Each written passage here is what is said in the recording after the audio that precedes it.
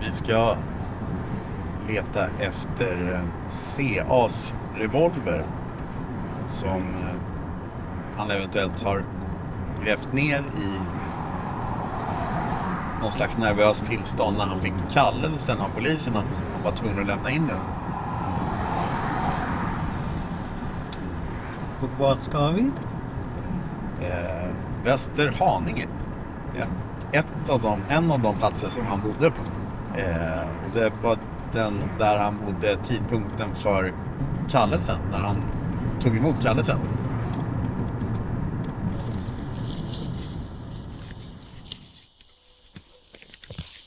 Här ska vi se.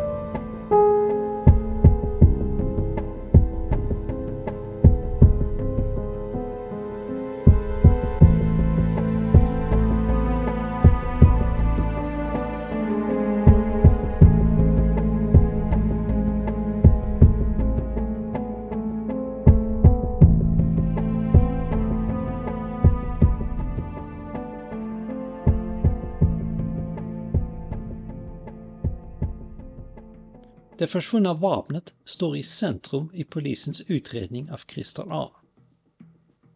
Polisen har vid 2 tillfällen, 1995 och 2011, i kriminalprogrammet Efterlyst bett allmänheten om upplysningar om Christer A's revolver. Båda gångerna anges dock fel serienummer på revolvern. Troligen på grund av ett handläggningsmisstag 1993 verkar serienumren på Christer Smith & Wesson och hans hemliga tävlingspistol ha bytts ut. Det korrekta numret på Christers saknade revolver är med största sannolikhet N694274. Här ser vi Christer med revolvern.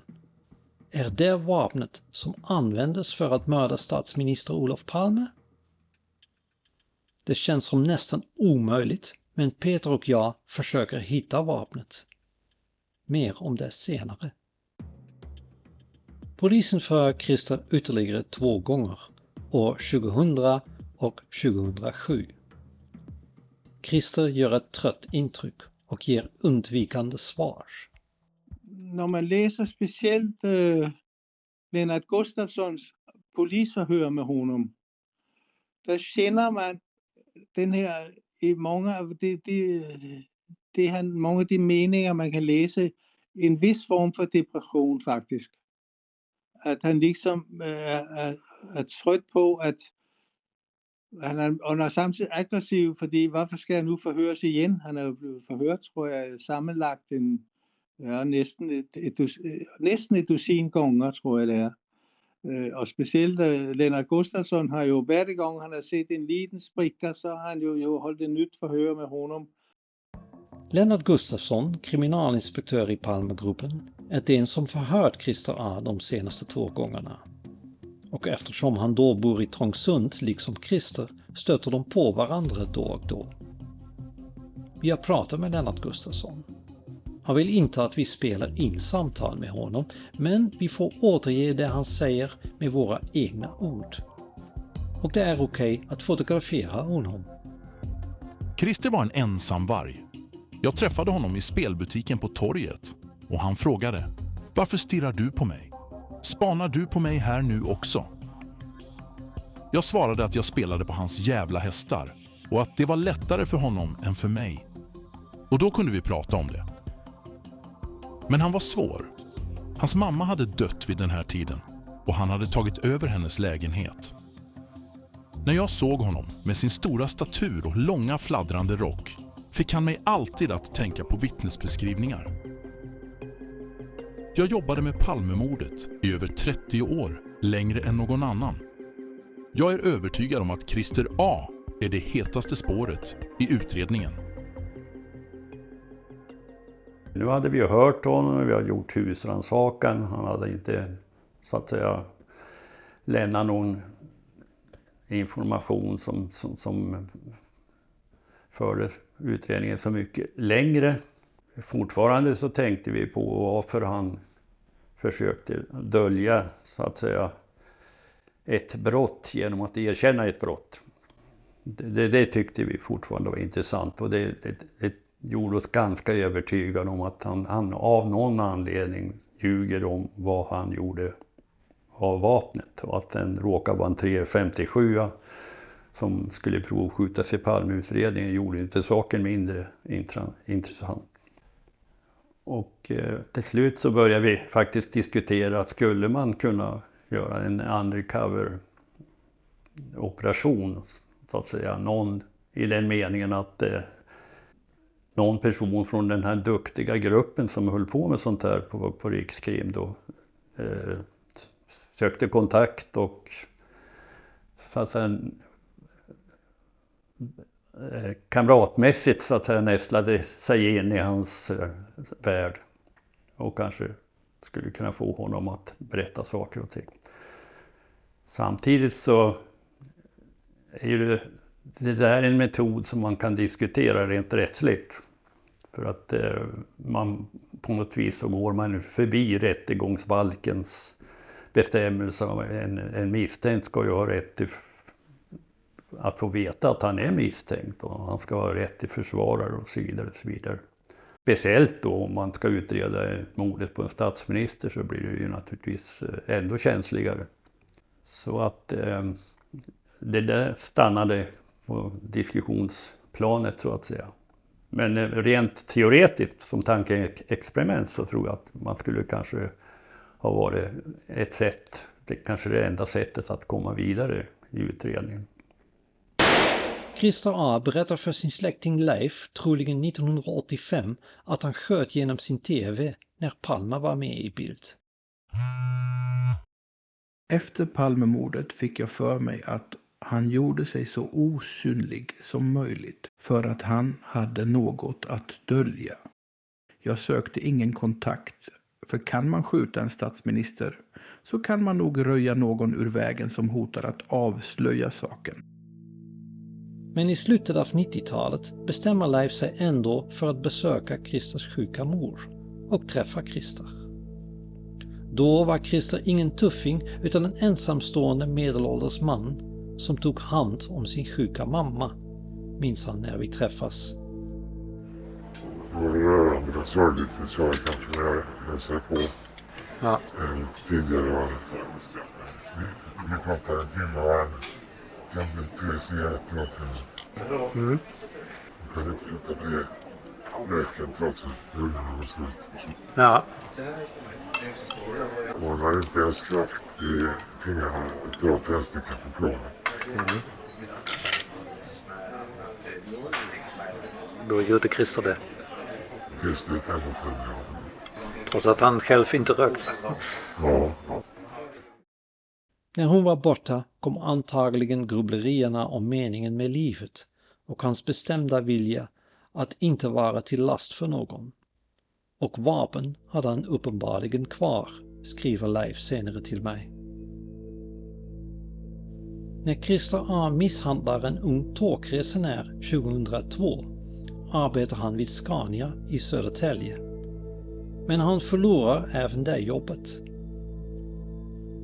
I början av augusti 2008 skickar han ett brev till sin bror Kent med instruktioner om vad som ska göras när Christer dör. Kent är orolig, ringer Christer men denna svarar inte. Brodern kontaktar polisen och tidigt på morgonen den 12 augusti 2008 kör en patrull till Christer A's lägenhet i Trångsund.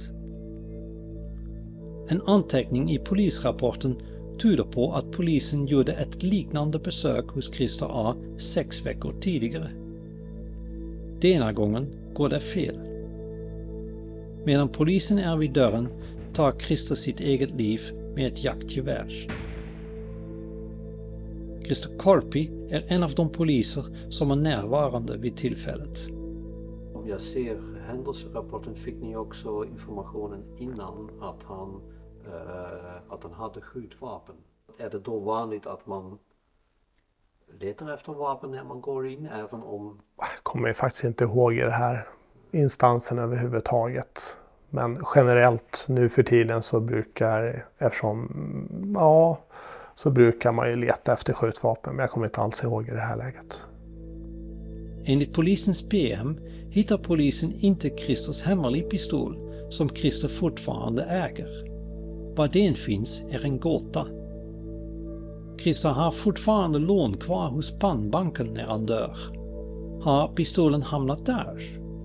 Och om pistolen finns där, varför inte revolvern också? Vi kontaktar pannbanken, men systemet där hittar inga spår av licenspliktiga vapen. Är 2 av Christer A's vapen nu försvunna? Jag var uppe och hälsade, jag kommer inte riktigt mycket för det. Ja. Så gick vi till kyrkogården och satt oss där en stund och pratade i middagsstunden. När vi inte hade träffats var 15 år. Och jag kom då och ville tala om detta, så det var ju ganska uppenbart för mig att jag behövde byta vis. Jag var ju egentligen livrädd när jag gick dit, så jag visste vad som skulle hända. Jag ville inte att någon skulle komma på begravningen. Nej. Stod det i de instruktionerna som hade fått. Var det så detaljerat, brevet? Ja, tydligen.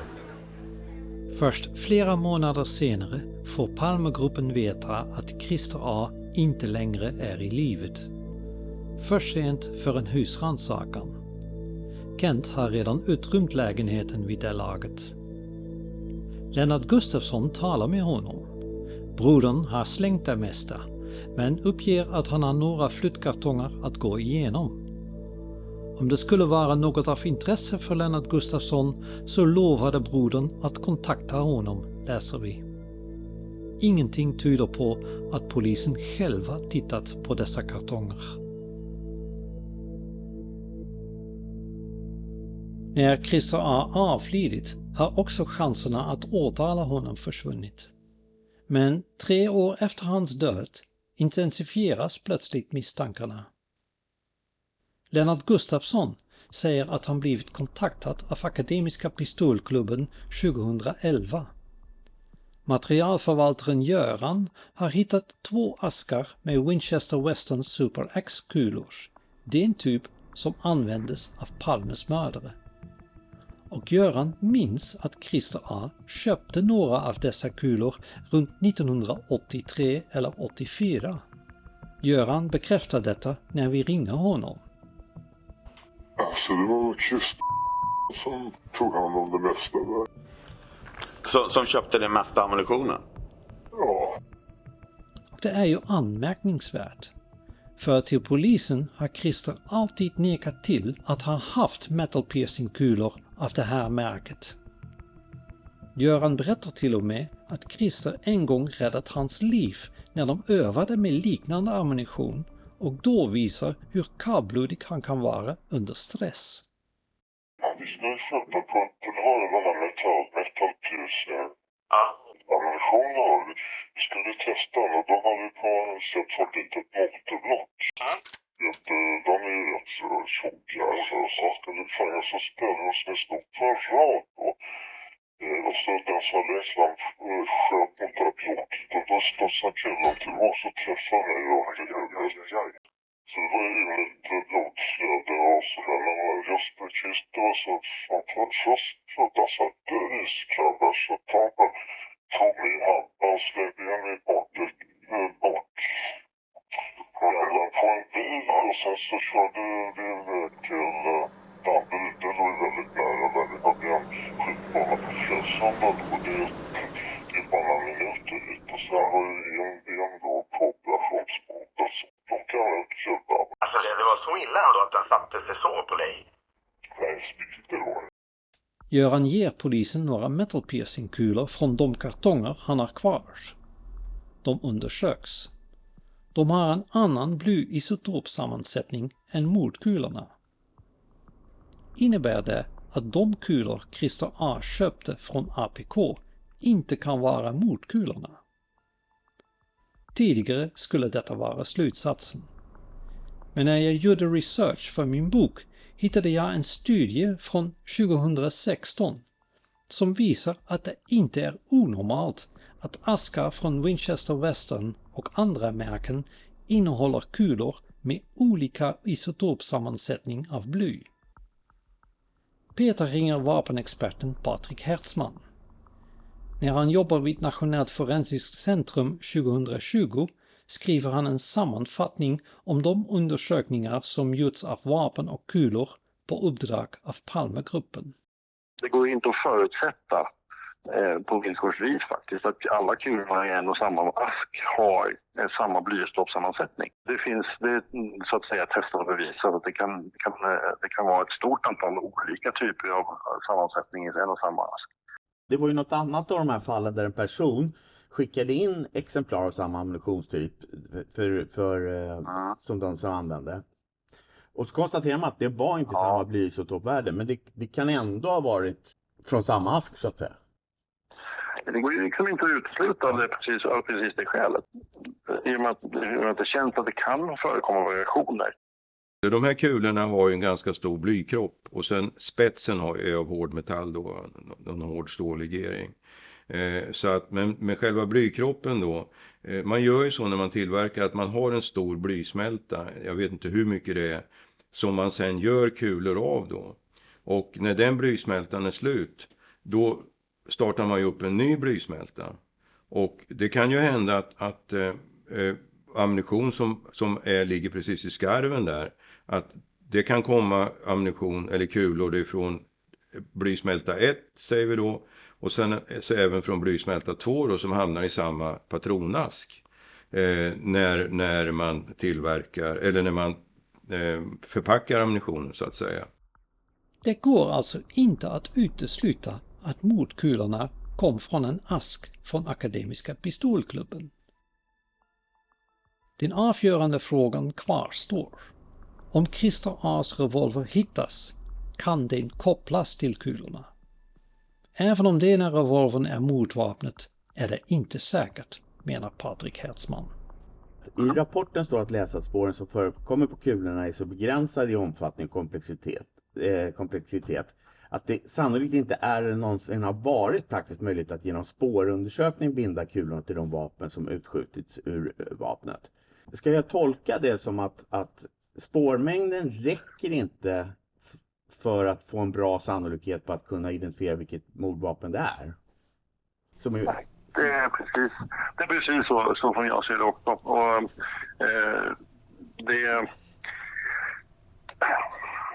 hur ska man säga?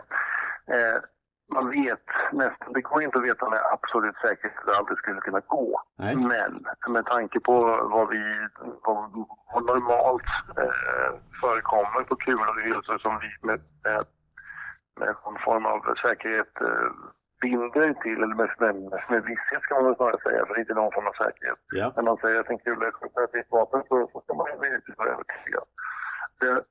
De spåren den spårmängden som krävs för att kunna komma till den punkten, eller den övertygelsen, de finns inte, den förekommer inte på de här kulorna. Det är för lite helt enkelt.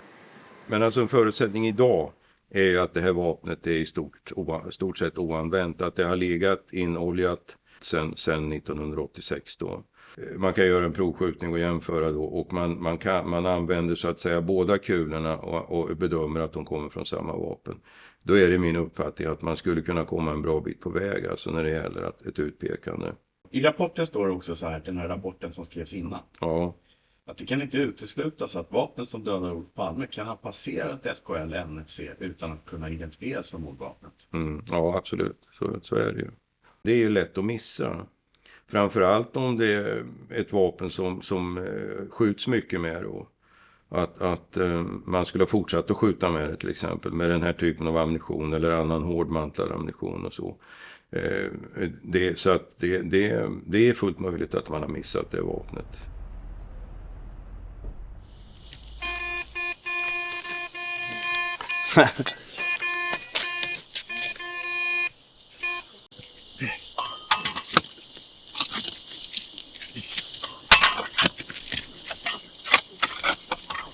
Signalen var här nere eller? Nej, det var liksom hela klabbet. Vi ska ta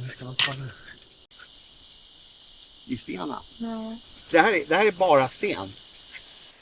Peter och jag gör flera försök att hitta vapnet. 2 gånger söker vi med metalldetektor i en skogsdunge nära Christer A's tidigare bostad i Västerhaninge. Vi resonerar utifrån en psykologisk profil att om man är hemma när man får en kallelse att lämna in ett vapen, vad gör man då?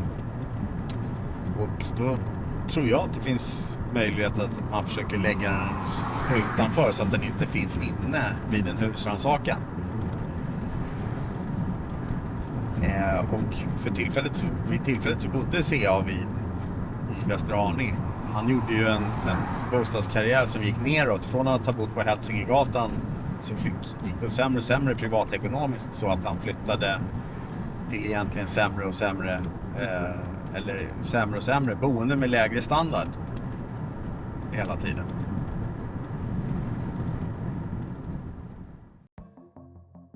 Christer bor här från 87 till 92.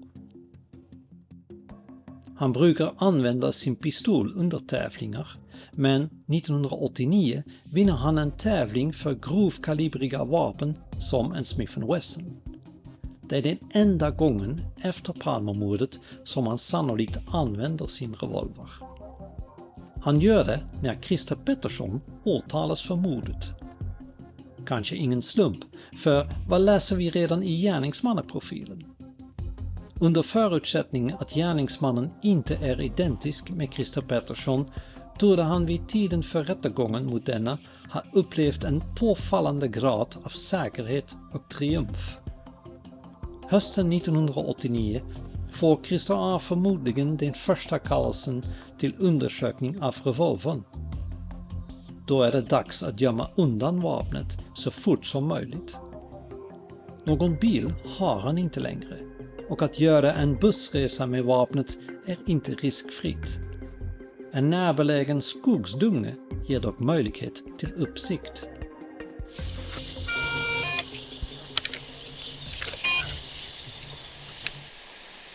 Nej.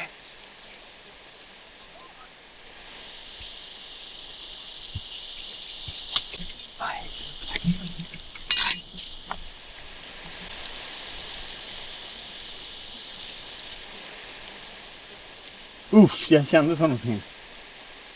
Vi söker igenom dungen i 2 dagar, men vi hittar ingenting.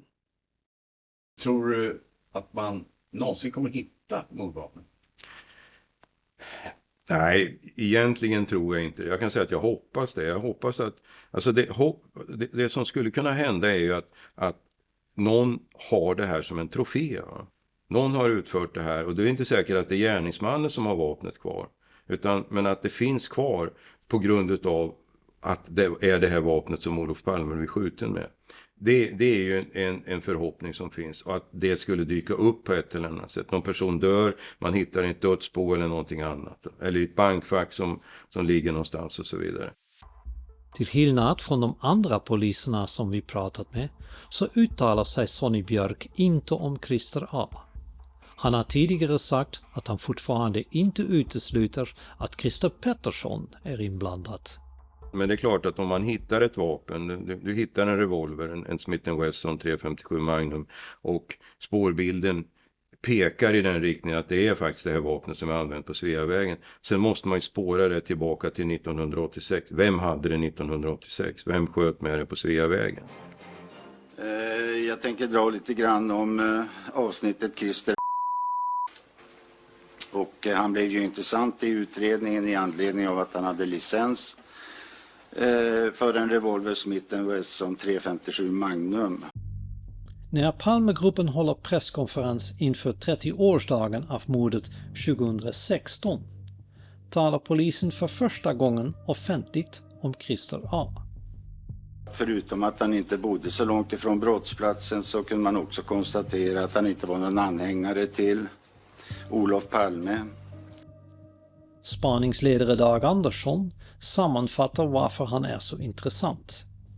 Men detta uppmärksammas inte särskilt mycket i media.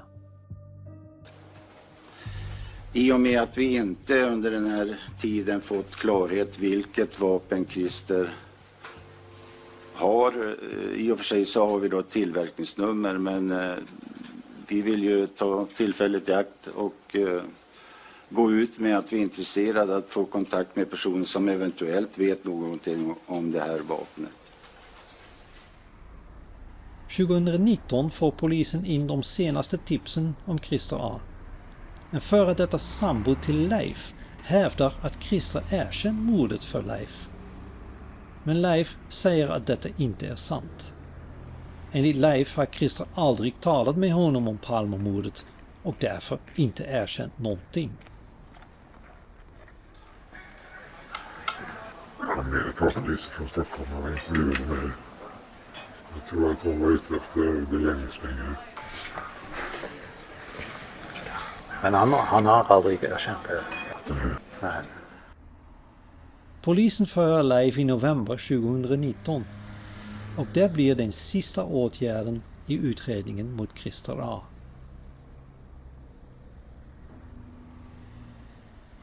Vi återvänder till Sveavägen, tillbaka till mordplatsen. Passar Christer A in i bilden som målas upp av vittnen från mordnatten? Det finns många som såg något ovanligt den här kvällen, men deras utsagor är ibland oförenliga eller osäkra. Vi frågar vetenskapen hur tillförlitliga vittnesmål är i allmänhet. Looking at the crime scene, we need to look at basic factors such as lighting, distance to the crime scene, whether the perpetrator was indeed disguised or somehow concealing their features, stress at the time of the event, and many, many more that one needs to consider before can say anything about the credibility of a witness.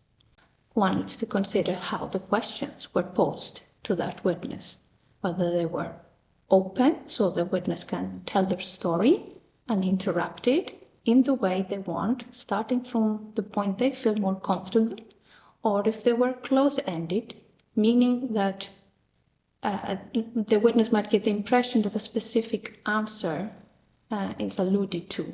Well, some aspects are difficult to measure. For example, we know that people have difficulties with distances. So how far away was I standing when I witnessed the event? Or when we look, for example, at the description of the perpetrator, we know that it's really hard to give an estimation on age, on hate. So these are indeed aspects of, as a witness, that might be very challenging to give a correct answer. We do know that memory fades fast. So the first few hours, the first 24 hours, 48 hours, we have a sharp decline of what people can remember from any given situation. And then we see a more stable retaining of what is left. I Palmeutredningen ingår flera fantombilder. Rättspsykologerna påpekar att sådana bilder kan vara opålitliga. We do know for several studies that composites are not very accurate representation of one's face. And that has to do not with inability of the person who makes the composite, but has to do with how we perceive a face. So we perceive the faces as a totality, as a unity. We don't tend to perceive faces, oh, these are the eyebrows of someone and these are the eyes and this is the nose. The way we, especially in the past, they used to create these composites is very different from the way we perceive faces. And then you add complexity by making people translate into words a perceptual things. How do you describe your own mother's eyes? I think many couples have broken up over description of one's eye color. And that alone helps you understand how difficult it is to recreate in such a way one's face.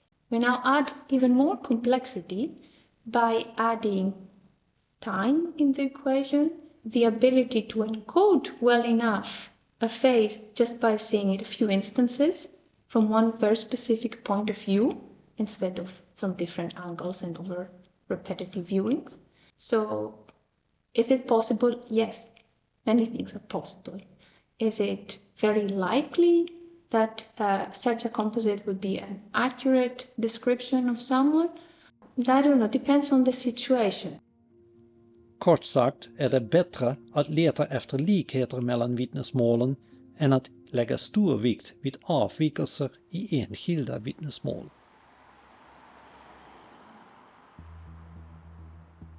Vi gör en rekonstruktion. Olof och Lisbeth Palme besöker biografen Grand på Sveavägen. Det är fredag kväll 28 februari 1986. Ja, då står vi utanför biografen Grand på Sveavägen.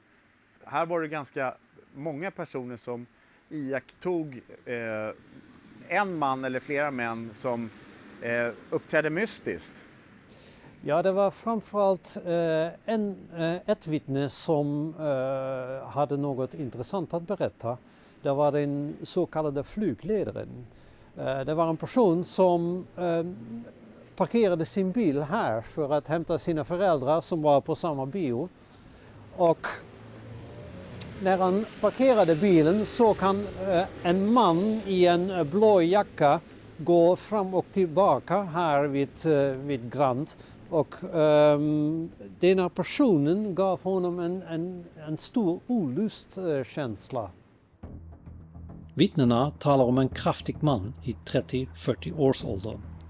Klädd i en något gammaldags mörk trekvartslång jacka. Han har ett fyrkantigt ansikte. Det finns osäkerhet om huvudbonaden. En konstnär som ser honom gör denna teckning. Efter filmen ser Morten Palme också en man som stämmer in på beskrivningen. Han stirrar in i ett mörkt skyltfönster i en butik intill Grands. Morten får intrycket att mannen följer efter Olof och Lisbeth när de går söderut. Enligt Morten går mannen något framåtlutat. Han har händerna i jackfickorna. Polisen gör en fantombild med Mortens beskrivning. Morten är inte helt nöjd med den. Han tror att mannen hade glasögon på sig. Senare ser han en bild på en för övrigt oskyldig PKK-anhängare som påminner honom om Grandmannen, fast Grandmannen hade inget skägg. Grandmannen påminns också om Mortens hockeytränare, säger han, även om det är säkert att denne inte hade något med mordet att göra. Anhöriga till hockeytränaren delar senare denna bild med webbplatsen wpu.nu. Som jämförelse Christer A. Olof och Lisbeth Palme promenerar söderut från Grands. Försäljaren i korvkiosken ser en man gå bakom dem. En kvinna som bor i hörnet av Adolf Fredriks kyrkogata tror sig se ett äldre par och en efterföljande man korsa Sveavägen. På andra sidan Sveavägen går en ung man, Nikola F, norrut. Han ser paret Palme komma emot och känner igen dem. 5-10 meter bakom dem, nästan vid trottoarkanten, går en man i en jacka som Nikola beskriver som en Tenson-jacka i färgen blå som Stockholms telefonkatalog har. Trottoaren är ren där Olof och Lisbeth Palme går, men det ligger is och snö på kanten av trottoaren, vilket gör det svårare att promenera där. Varför går mannen där? Vad säger anhöriga om Christer A's kläder på 1980-talet? Han var inte någon som sprang runt med handskar och halsduk och sådär liksom, utan det var jacka och jeans som han säger då. Liksom. Ja, han var helt ointresserad av mode och kläder, absolut. Jag tror att han hade jacka med kapukan så att han hade inte mössa så ofta. Vilken färg? Jag skrev svart eller mörkblå tror jag. Det var svensktillverkad Tenson fabrikator på den stilen. Vi hittar en Tenson-jacka av den gamla Himalaya-modellen. Det är en outdoor-jacka från 1972. Färgen är blå, som telefonkatalogen. Jag är något mindre och smalare än vad Christer A var. Men när jag springer med jackan öppen ser vi att tyget fladdrar och att färgen är svår att avgöra i dåligt ljus. Tillbaka till Sveavägen. Innan paret Palme när hörnet med Tunnelgatan ses de även av en kvinna i en förbikörande bil. Vi upptäcker detta okända vittnesmål i början av vår research. Muscat tittade på de butiker som hon kände igen efter färdvägen. Från sin position i höger framsäte lade Muscat samtidigt märke till en man som gick Sveavägen söderut på den östra trottoaren. Han hade på sig en grå-beige duffel med huva som var uppfälld. Duffeln räckte i höjd med knäna. Muscat. Han höll händerna i höjd med bröstet. Muscat intryck var att mannen var frusen eftersom han gick något underligt. Muscat uppskattar att mannen befann sig cirka 15-20 meter norr om korsningen Sveavägen Tunnelgatan och dess nordöstra hörn. Mellan 5-10 steg framför mannen gick 2 mindre personer. De gick arm i arm. De gick tätt tillsammans. Längden på personen i duffeln kan hon ej uppskatta eftersom han gick framåt böjd. Muscat kan ej uppge om mannen bar på någonting eftersom hon inte såg mannens händer. Han gick hopkurat och hade eventuellt händerna instoppade i bröstfickan innanför duffeln. Det här är ett tvärsäkert vittnesmål. Hon kan ha fel. Precis. Hon kan ha fel i sina iakttagelser. Men hennes minnesbild är stark. Hon kan knyta upp det med en släkting som bor på Apelbergsgatan. Ja, hon känner igen affärerna på östra sidan av Sveavägen. Ja. Hon vet avståndet. Och oavsett, om vi tänker på vad skulle hon ha för vinst av det här? Sen kan vi aldrig komma undan. Vi kan aldrig komma ifrån att den hon beskriver är ju Christer. När Olof och Lisbeth Palme kommer till hörnet med Tunnelgatan går en man rakt bakom dem och avlossar 2 skott. De observeras av vittnet Anders B som befinner sig några meter bakom dem. Han har varit på en personalfest och har uppehållit sig i området i flera minuter i väntan på en grupp kollegor. I en parkerad bil på andra sidan Sveavägen sitter Inge M. Han ser mordet ske på avstånd. Senare tror han att mördaren väntade på paret Palme, men detta bekräftas inte av några andra vittnen. Det finns flera skäl att tro att Inge M misstar den väntade Anders B för mördaren och att gärningsmannen närmar sig Palme från en reklampelare vid vägkanten. Lisbeth Palme tittar i riktning mot gärningsmannen efter skotten och ser mannen springa in på Tunnelgatan. Hon beskriver honom senare så här. Gärningsmannen har stirrande blick och kan vara i 40-årsåldern och omkring 180 cm lång. Fyrkantigt ansikte, markerade kindknotor. Vid överläpp, kraftigt hakparti, kort hals, uppdragna axlar, kompakt kropp. Han bär mörk eller marinblå jacka. Hon är osäker om håret och huvudbonad eller om mannen har glasögon. Rörelsemönstret beskriver hon som spänstigt. Andra vittnen talar om en klumpig gång. Man har ju hela tiden tyckt att hennes agerande i övrigt har varit klandervärt och så vidare. Men faktum kvarstår ju. Hon är ju den enda som har sett det. Ja. Sen finns det de som säger att hon kan inte ha sett ansiktet. Ja. Men att hon har sett ansiktet styrks ju också av övriga vittnesmål.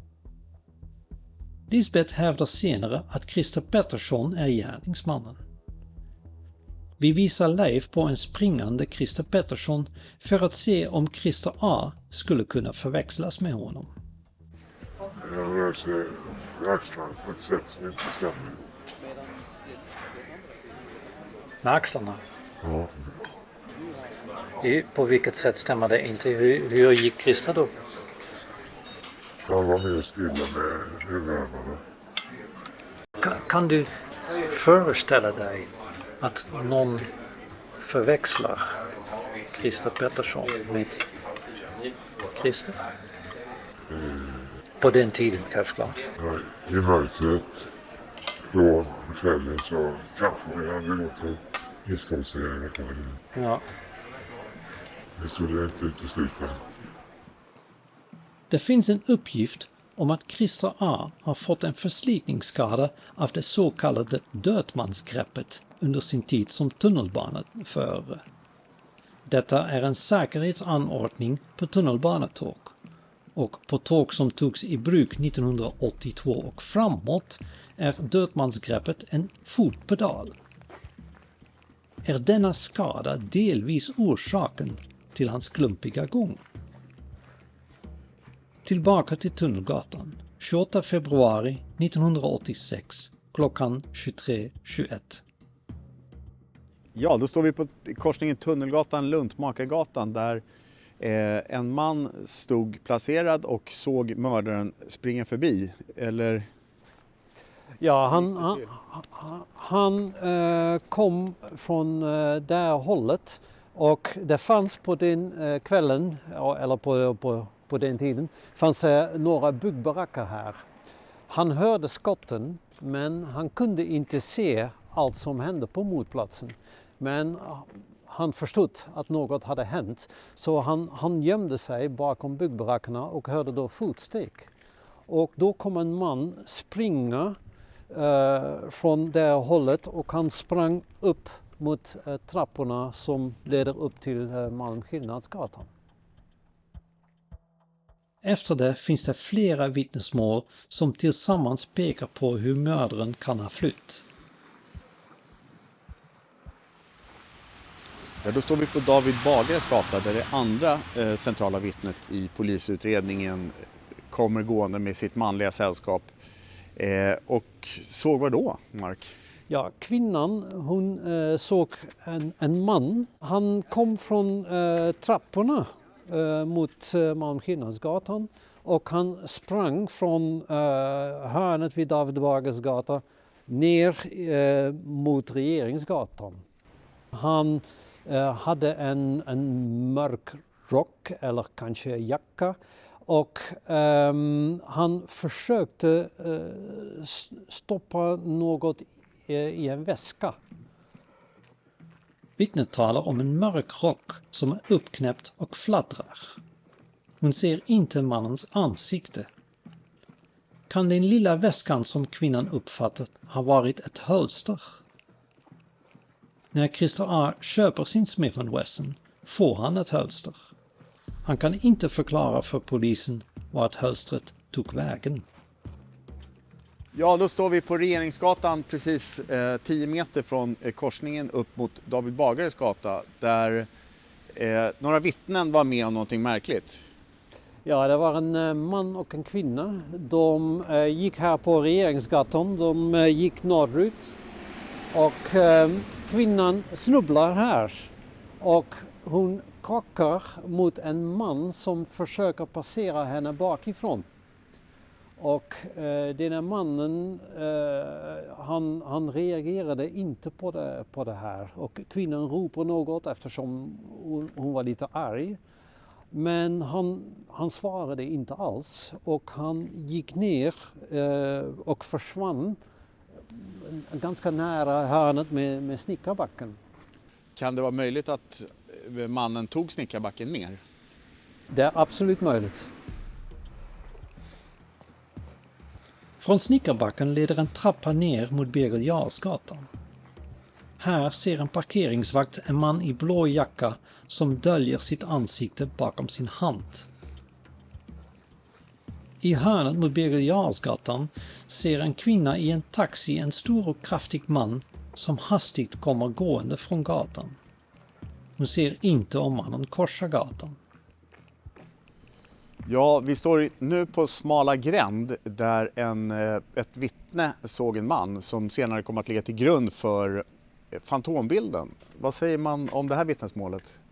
Ja, det var en ung kvinna som jobbade här på hotellet och hon öppnade bakdörren till hotellet här och stötte nästan ihop med en man som reagerade förskräckt. Och de hade ögonkontakt ganska kort och mannen hade en lite ihopkrupen hållning. Han var stor, hade en mörkblå jacka eller rock och han gick hastigt vidare mot Snickarbacken. Mm. Vet man vilken tid det här var ungefär i förhållande till mordet? Det är lite osäkert, men det var troligtvis någon gång mellan 23:30 och 23:40. Det här är fantombilden som polisen sprider av denna mannen i mars 1986. Kvinnan som sett honom är konstnär och har också gjort denna teckningen. Senare har man antagit att denna mannen inte har något med mordet att göra. Men är detta korrekt? Om vi läser alla förhör med kvinnan så ser vi en beskrivning som är nästan identisk med de andra iakttagelserna. Dessutom är fantombilden missvisande eftersom vittnet säger i förhör att hon aldrig lagt märke till mannens haka eller hår. 2 drag som helt kan förändra ett ansikte. Den riktning som mannen går i verkar inte logisk om han är gärningsmannen. Men det är inte orimligt att tänka sig att mannen medvetet sökt sig från Birger Jarlsgatan till smala gränsmörkret för en stund. Det finns ju flera rapporter om att polisbilar då kör med blåljus på Birger Jarlsgatan. En stund senare ser en man nära Snickarbacken en person som hastigt korsar Birger Jarlsgatan i riktning mot Kungliga biblioteket. På andra sidan biblioteket görs den sista observationen. Vi står här på Sturegatan vid korsningen Linnégatan för att ett intressant bortglömt vittnesmål gjorde här intressanta observationer. Kan du berätta, Mark? Ja, det var omkring klockan 23:40 och det var en kvinna som hade just lämnat arbetsplatsen och hon gick här på östra sidan av Sturegatan och hon såg en man på den västra trottoaren som gick norrut. Och det var en jättestor man i en blå jacka och nästan vid Kala vägen då kom en polisbil med blåljus och då började mannen springa faktiskt mot Östermalmsgatan och då gick han till vänster och det var det sista hon såg av honom. Östermalmsgatan leder via flera lugna gator direkt till Vasastan, stadsdelen där Christer Ardor bor. Östermalmsgatan är också den gata där Olof Palme växte upp. Det som alltid har knakt mig så att säga på senare tid eller på slutet så att säga i min bana som polis, det var just att jag skulle vilja ha varit med och gå till botten med det här spåret med Christer. Och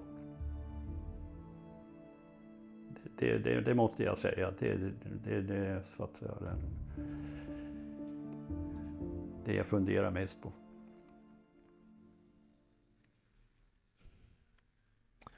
Jag kan ju inte hela utredningen, men jag kan inte hitta något som pekar bort ifrån att han är gärningsman. Men samma sak skulle jag kunna säga om väldigt många människor. Christer A's bror säger i polisförhör att han inte tror på Christers skuld. Släktingen Thomas anser att misstankarna mot Christer mest är spekulationer. Det vore orättvist att framställa honom som kriminell. Liksom. Inte perfekt på något sätt, så att säga. Som jag säger då, socialt handikappad. Inte socialt handikappad, men inte labil på något sätt. Utan jag tror att alla som träffar honom uppfattar honom som stabil, så att säga. Det har varit några små incidenter genom åren, men det har inte varit han har inte varit någon fängelsekund direkt, liksom, eller någon känd våldsverkare. Det fanns ett fall av djurplågeri någon gång och en misshandel på en kille på tåget. Jo, men de där grejerna känner jag också till.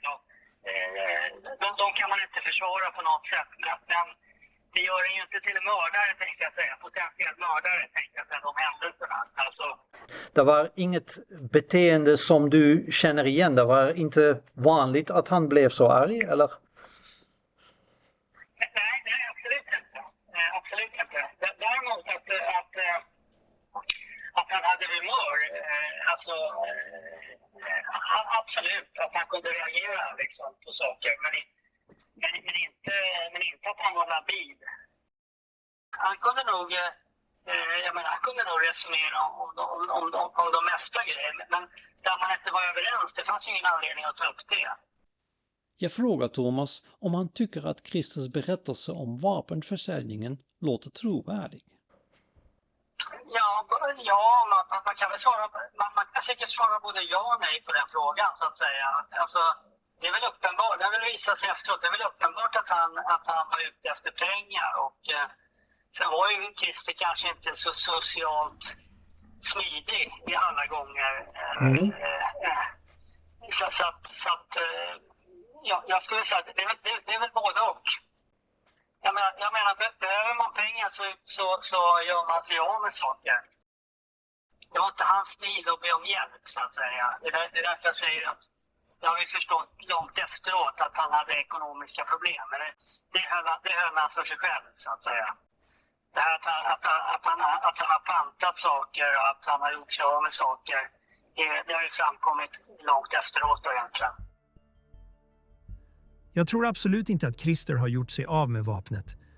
Jag tror att han behöll den som en trofé för något han hade lyckats med i livet. Och skulle han gräva ner revolvern så skulle han lagt i en Tupperware-låda och bevara den. Vi får ett meddelande från Mattias Kressmark. Han är dykare vid Hands to Ocean och dessutom intresserad av Palmemordet. Han har fått ett tips. I Vedasjön, nära stugan som Christer bodde i på 90-talet, skulle det ligga ett bilvrack. Och när han letar efter den bilen vill Kressmark se om man kan hitta ett vapen i Vedasjön. Vi åker dit tillsammans med YouTubern Otto Ekevi som gör videos om Palmemordet.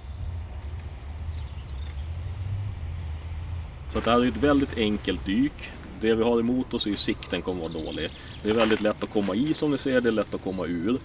Men man kan ju halka och ramla när man är tung på land, så det är ju där vi kan skada oss. Så ta det lugnt när vi går ner.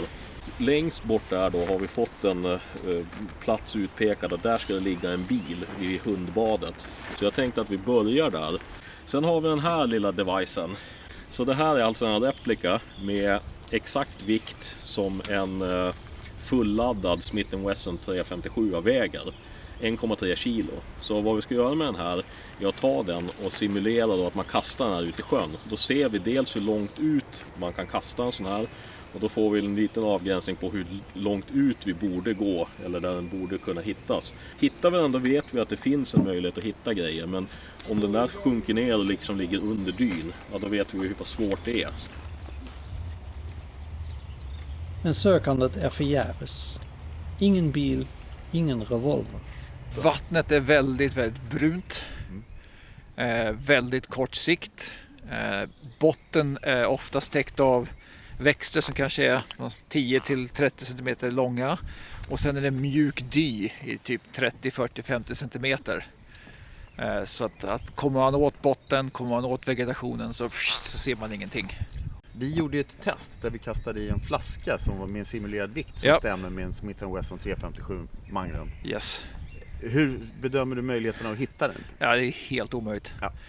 För jag och min pardykare, vi såg precis vad den plaskade i. Och vi simmade i rakt riktning mot den platsen, 5-10 meter. Och det var helt omöjligt att hitta den. Vilka möjliga andra, förutom apparatdykning, alltså dykning, finns det att kunna hitta ett sådant föremål? Ja, många frågar om magnetfiske, men jag tror att den här vegetationen skulle göra att när magneten skulle liksom bara åka upp från botten och inte kunna fästa på saker som ligger där nere. Så nummer 2 är ju mudderverk eller att tömma sjön. Man kan ju också prata med Länsstyrelsen och få tillstånd att använda metalldetektor. Sen är det upp till det att gräva fram det, naturligtvis. Ja. Här ser man den lilla delen, sen går den ut och blir lite bredare där borta. Så det är ju en rejäl sjö. Och med tanke på då att man kan ha en båt, man kan gå runt sjön. På vintern kan man gå på isen, göra ett hål med en isborre eller liknande, någon vak och kasta in någonting. Så att det är ett enormt område att söka av. Återigen, vill man gömma någonting, kom till Vedasjön. Tommy föreslår en annan plats, men området är rörigt och vi avbryter sökandet. Kanske har Christer A's revolver redan hittats.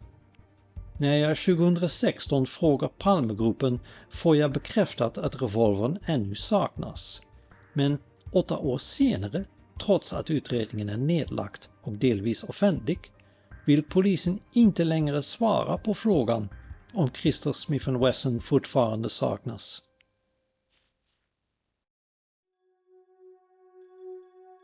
Det här är historien om en misstänkt utan alibi, som är den enda som inte lämnar in sin revolver på polisens begäran, utan låter den försvinna.